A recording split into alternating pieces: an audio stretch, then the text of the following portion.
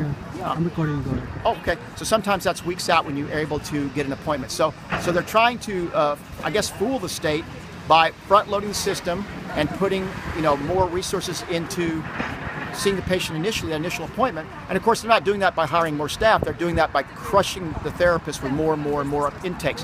What suffers because of that? The return access and the return appointments.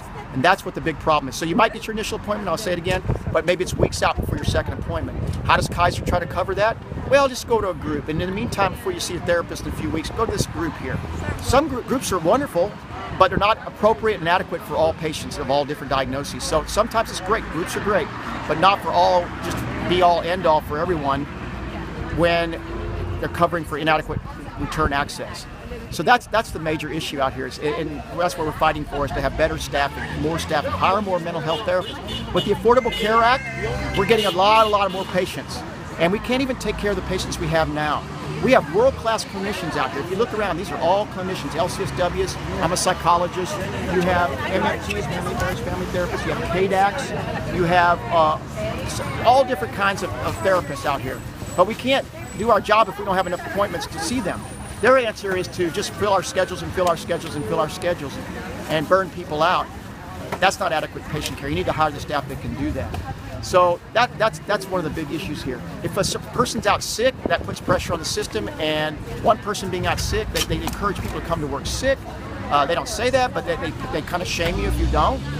And I can understand why they want to have all the people coming in, because one person out sick, or they don't plan adequately for normal people taking normal vacations. When that happens, everything seems to collapse, and then they put pressure on. That it's our fault somehow when we just don't have enough staff. They should have adequate staffing for normal things, like some people get sick and some people take vacations. How long do you plan on doing this strike? This particular strike it's from Monday. It's from this past Monday, the 12th, yes, until all through Sunday till midnight, and then we go back to work on Monday. So it's a 7-day time period all through the state. So far, have you heard from management? No, I don't. I think what we've heard from management, they have a lot of PR that's coming out with these silly lies like we've increased staffing by 24%, which can be easily refuted. You can do the background and see the nuhw.org website. You can go right there and see the actual numbers, what that's about. They haven't done anything other than put out things about attacking our union or ad hominem kinds of things, or in some way, denigrating us, and they don't really address the issues we're bringing up. So I don't know. It would be nice for them, instead of them walking out of bargaining that day, it would have been nice for them to kind of stay with us and talk about these issues that are important to us.